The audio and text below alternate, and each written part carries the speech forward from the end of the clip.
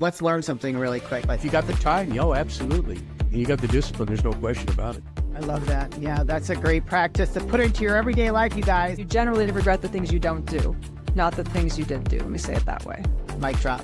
This was just awesome. I love meeting my guests in person, and it's a whole nother animal, and the energy is just electric. You guys, this is your host, Deanna Radulescu with Label Free Podcast. Live your best life. You must live label free.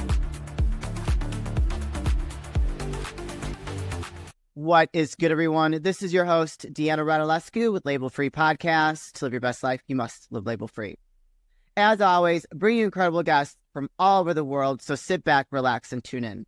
My next guest is a passionate entrepreneur, multi-unit franchisee of FranNet, a franchisee search coach, an author. He is also a keynote speaker, a yoga teacher, and something that we have in common, a martial artist. Please welcome Gary Prenevost. It's a pleasure to be here, Deanna. Looking very forward to the discussion. Me too. First of all, did I say the last name right? I should have asked him before we got started. You did. Yes, you did. Oh wow, I'm impressed with myself. Well, we've had such a great conversation already, and I don't even know where to start. So I love the idea of having a multi-unit franchisee or being one of those, because I think that gives someone a lot of freedom in their life, right? And just kind of having that entrepreneurial spirit. Can you kind of share with us a little bit of your journey of becoming a franchisee, coach, owner, all these great things? Sure. It's a very eclectic background. I've done a lot of different things. Early in my career, I was a banker, and I realized being in a big corporation, but after 7 years, I was the contortionist in the invisible box. All the things about you got to wait for decisions, all these rules and structure. And I became an entrepreneur. Was family business for several years. And the challenge with family business is too many bosses and not enough workers. Yeah. And the family dynamics would change. The way the business should be run. And I decided that it wasn't going to get me where I wanted to go. And it was, so one of my customers was the franchise. Okay. And I guess I did a good job. They recruited me away from the family business to help them sell franchise. And that was, I think, 1991, my introduction to franchising, sales and management leadership training. And I went from working probably 70, 80 hours, typical entrepreneur, all kinds of hours, to working 30 hours a week and crushing my numbers. And so after 7 months, I went to the owner and said, "What else do you got for me?" He says, "Nothing, buy yourself a franchise." So I did. And so that's how I got into the franchise arena, with sales management leadership training. I was a business coach for 10 years. Along the way, my partner and I had another family business. So the founder passed away, and we took over the whole company. Okay. And that got me into the franchisor side and into the franchise community. So working with other franchisors, volunteering, and all the different elements. And FranNet happened to be one of our lead sources. And the gentleman from FranNet kept on saying, "You'd be really good at this." And he kept on trying to recruit me away. Well, after about 10 years, 2002, it was time for me to leave. Just the business decisions that were being made were just the harmony was gone. Yeah. And so I bought FranNet, and I've had that ever since. Started off as a small territory, and then bought a couple. I was outside of Toronto, then I bought all of Toronto. Then I bought part of Canada, and just impressively grew along the way. Wow. So how different was it for you to go from banking to family business and a franchisee owner? Because I feel like the two don't mix. Usually bankers are very different than an entrepreneur. Well, I say ex-bankers being the best part. Banking was a fantastic learning ground. I had some great leaders. I had a couple leaders who what not to do, and that was some important lessons. But it was going from a very structured, what I considered golden handcuffs kind of culture, to I get to have a lot of say in execution of what happens. And the time from decision to action was way faster, but it was still not fast enough, which is why I made a couple of changes that I made. Yeah, for sure. What are some common misconceptions people have of franchise owners? Well, I think one of the biggest misconceptions, Deanna, is it's all food and retail. You know, there's in the U.S., there's, depending on which survey you read, 3,400 to 4,000 franchise. Canada, just over 1,000. food and retail is only about 35 to 40%. There's 80 different industries. There's so many different things. And it's not buying yourself a long hours, low paying job. We have many clients who they keep their corporate job and they build multi-unit strategy on the side. So long-term wealth creation. We have other clients. I've done enough with corporate. I really want to drive and grow and scale something, but they don't want to be a counter or cash register business. So there's all kinds of different options. I think that's one of the big misconceptions. Another one is that the brand will bring me customers. I'll buy a franchise and I'll automatically be successful. Right. Brand is important only when the owner can deliver on the expectations of the consumer at or above brand level. Yeah. So that's about running the business. And I think a lot of the work that people need to do when they're looking at business ownership is, what do they bring to the table? What are their skills, their capabilities? Where are their passions for the type of work? Where are their gaps? What does the business need? And where you, in an ideal situation, the core drivers of the business are the core skills that the person has. That's what I help people find that bridge. Yeah. And what is the percentage of success versus failure with a franchise? In the US, 90% of franchisees succeed. It's way over half of non-franchise businesses fail after 5 years. So disproportionate, and it's because the systems, processes, support, I think, and I talk about it in my book, with the interdependence of everybody coming together and sharing ideas and best practices. That's how the brand and the systems are continually evolving. Yeah, for sure. Well, I mean, we know of some, let's talk about like some really well-known franchise brands like Chick-fil-A. And is Tim Hortons out in Canada, is that a franchise too? Yep. That's one of our iconic brands. Yes, Tim Hortons is awesome. Like whenever I was in Canada with my late husband, we had to hit one up. But like those are the two that I know from, one in the US, Chick-fil-A, and Tim Hortons, that are just iconically successful. Very much so. However, what people don't realize is there's as many struggling franchisees in a big brand as there is on a smaller brand. It's just the franchisor, in the case of a big brand that doesn't succeed, the customer doesn't see it because the franchisor is going to take it back. They're going to bring in the operations team to turn around. They're going to find another franchisee to execute it well. Oh, wow. So, those are worst case scenarios and they don't happen very often, but it's the strength of the operational systems that the customer has that relationship with. Yeah, for sure. So you can actually get kicked out of your franchise if you're not doing it right. In the worst case scenario, yes. And most good franchises, I'll say it this way, franchising growth wouldn't be where it is if there was a takeover culture or take back culture. Being a franchise, it's a license and there's always rules that have to be followed. And that's part of the integrity of the systems and processes. So when somebody is not executing on those processes, they're actually hurting the brand. The franchisor and the team will step in, hey, here's how we can help. Yeah. But occasionally even that doesn't work. So I got remarried and my current husband was really interested in starting a Chick-fil-A, and he wanted me to submit the application. And they have a very rigorous, training process where you have to be there and be in the business as a franchisee owner for, I think it's a whole year, to learn all the processes, from cooking, managing, hiring, everything that goes into it.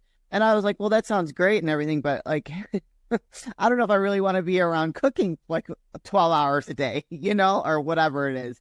I don't know if I want to be in a fast food environment for so many hours a day. I love the idea of the profit that comes with it because most Chick-fil-A's are extremely profitable. But that sounded like a very big commitment for me. Well, profit is a byproduct of how well run a business is. Yeah. And there are 12 to 14 criteria that I help clients think through before they start looking at businesses. Most people, if they don't have guidance, are only thinking of 3 or 4. What type of income do I need? What type of hours do I want to work? Well, what type of customers do you want? What type of staff do you want? There's layers and layers, right? Yeah. And what does it take to lead those people? So there's a lot of different elements. When people are looking at what the right franchise is, they should park the brand element and focus on the role element. What is the role of the owner? What does it take to run the business? And what do I, as an owner, potential owner, bring to the table? Every business owner has three primary resources that have to be brought to bear. How much time, and what is the structure of that weekly time? How much money, what is the capital that's required? And what are the skills, the transferable skills that drive the business that they bring to the table? And when they're looking at skills, what are the things I love to do and I'm good at? What are the things I'm not good at, but want to get good at? What are the things I dislike doing? Because you don't want a business where the core driver are things that you don't like doing. Yeah, for sure. Yeah. I told him, I said, why don't we try to do like one of those cryotherapy med spas? Like, that'd be more of my alley. I love the idea of a franchise. I think that for someone that's interested in becoming an entrepreneur that does not have any experience as an entrepreneur, it's a great roadmap and a great program to set them up for success if they follow the correct format that is presented to them by the franchise. I would agree with, for people who have never been in business all before, franchising is one of the safest and most strategically strong paths, because you learn a lot about yourself, you learn a lot about the business, and you have support. Now, in a good franchise, not all franchises are created equal. So good franchises, there's strong leadership, there's strong operations, there's enough franchisees and you learn from each other, and they're bubbling up and sharing, constantly learning from each other. So those different elements create that, what I call a time compression strategy. When somebody starts a business from scratch, they have to figure out everything, and it's long trial and error. With a franchise, it compresses the time from purchase to open. So there's a lot less things that somebody's doing, and compress the time from open to break even, because you're only focusing on the critical things and not getting distracted. And then once they've got to break even, now it compresses the next day, which is break even to full stride. When somebody hits full stride, now it's a growth acceleration strategy, Deanna, because now all the things that they weren't ready for are at their disposal. What are the strong franchises doing to grow? And all these different things that helps people grow faster. This is where multi-unit franchising comes from. Yeah, no, I love that. Well, let's kind of switch gears and talk about the Unstoppable Franchisee. Like, I love this book. I started reading it. Thank you very much. And I loved what it says, the 7 drivers of next level growth. And we discussed this before we started recording, and how this is really applicable to any person in business. Let's just say the 7 key growth drivers are: grow a next level mindset. Mindset, everyone, all starts here. Grow your awareness, grow your operational management skills. That's one of my biggest strengths. Grow your people, master the system, grow your interdependence, and cultivate the neural network of your business. So let's talk about, what was your motivation and inspiration behind this book? Well, I've been a top performing franchisee for most of my career. Once I achieve something, okay, what's next? I rest, I celebrate, reflect on what's next. And as we have our clients talk to existing franchisees to understand what the business is, one of the constant things was some franchisees do way better with the systems than others. We saw it in my own franchise system. And around 2018, 2019, I just started, this question kept on percolating in the back of my mind. Why don't the franchises just do blank? It's so easy. It's so straightforward. And I thought, Jesus, is this an industry problem? And how come nobody's gone after it? Yeah. And the former training person in me said, okay, here's an opportunity. So I went searching for that why. Didn't know if I had a book in me or not. I wanted to answer the question, why don't people do more?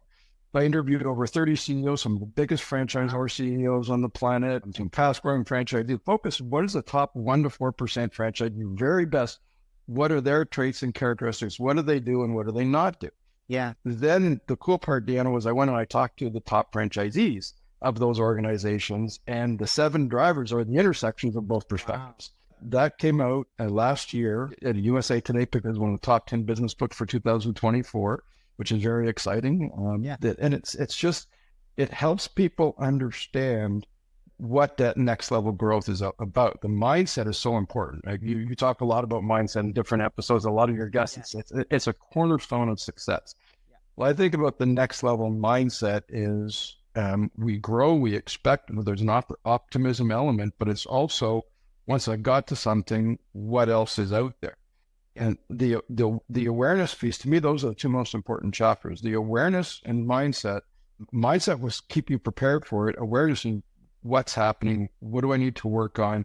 There's a lot of exercise in the book to help people with that, so they can prioritize what their most important things to focus on, be it an obstacle that has to be overcome or an opportunity to be realized. And then the rest of the drivers, it's whichever the priority is, they can go to the different chapters and do the exercise and work on it that way. So that was the way it was designed. I love it. And it's not just for franchisees. It's really applicable for anyone in business, right? Well, yeah, it very much so. Franchising, we talked earlier on about the success rates of franchising compared to non-franchising. Franchisors don't create new industries. Franchisors wait till there's enough entrepreneurs who have done all the experimenting and the bleeding edge to the leading edge. They wait for the market demand to be proven. When they come in with systems, processes, support, and outperform their less sophisticated competitors. So when I look at the book, the secrets of how franchisors work are applicable and are now accessible to non-franchise entrepreneurs. I love it. I love it. And it's a very easy read, you guys. So if you're an entrepreneur interested in becoming a franchisee owner or anything, it's a very easy read. Highly recommend. I'm really enjoying it so far. And I'm just, taking it all in and taking some notes myself. Let's switch gears again. Now, you are a yoga teacher and a martial artist. So the martial artists, we have that in common. I love martial arts. It's so centering. The disciplines that you learn, apply, and everything. My sensei said, maintain your center line, vertically, horizontally, from a weight balance, but emotionally, spiritually. I've stopped doing martial arts because of a severe knee injury, but I still practice some of the mentalities of it. The yoga, we did the yoga 200-hour teacher training. Lindsay started doing the yoga. She did a hospice and other work. So we wanted to do it with seniors. And so we pick and choose when we do it. I'm not associated with any club. Yeah. It takes too much time to be instructing all the time, but I love the personal harmony and peace that comes with the yoga practice. Well, that's kind of very similar with the martial arts though, too. So when I first got into martial arts at 18, I come from a broken home. I've got a lot of trauma in my past. And when I first started, I thought I was such a badass, right? And so I would go out and I had such an ego, right? Because I know all these skills and I'm up against these big guys in my class. But then as I got more and more skilled, I got less and less ego and I became more and more centered. There's tremendous growth that comes within martial arts. I love the art of it. Not just the physical component, but you also just learn to really go on a spiritual journey hopefully a spiritual journey of growth and knowing that you can rise above some of those sticky situations and not lead with your ego, which yoga is, like you said, very much in harmony with yourself and peace. And they have some synergies there. I do yoga a lot. So I love that component where it just brings me peace and it's a practice to keep me, I'm sure like yourself, keep me centered. I can't agree more at where my brain goes is why don't more people advance to the more senior belts, or why don't they get deeper into their yoga practice? Something I've heard you say a few times on your podcast, Deanna, is people fall in love with comfort zone. Yes. And what is a comfort zone? To me, a comfort zone it's a necessary and natural part of living. It's a place where we learn, we grow, we work like crazy to get good at something. And then we plateau. And as we plateau, I want it to be ease off and I want to get in that comfort zone. And that's, it's every day. What do? We wake up, we eat, we work, we rest, and we go to sleep and we refresh. So the comfort zone is a place of refreshing and reflecting. What strong performers do is they don't stay there too long. Okay, what have I learned? What do I want to do next? And what do I need to do what I want next? And they start a new learning cycle. People who stay in the comfort zone too long, it becomes a place of stagnation and it can actually become toxic and you start working against yourself. So I look at it as when I get onto a new growth cycle, and I talk about this in my book, I talk about it in my keynotes, is at the start of every growth cycle is the valley of sacrifice. Yeah. You have to go from being really good at something to being not good, check your ego at the door.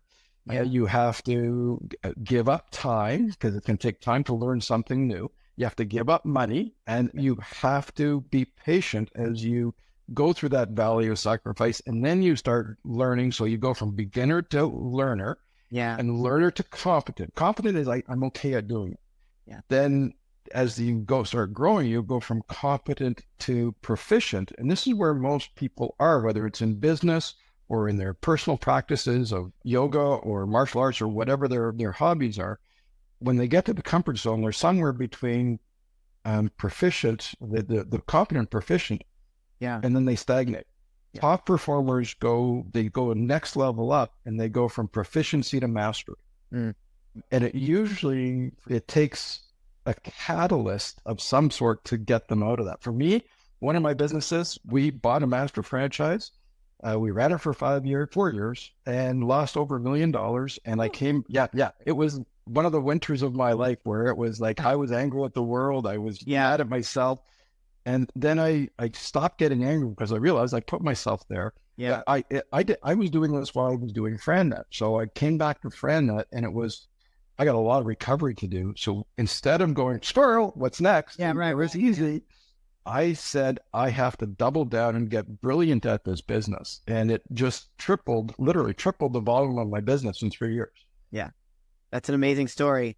And I love that you didn't get comfortable and you got distracted and moved into a different direction. You learned how to master that franchise and grow.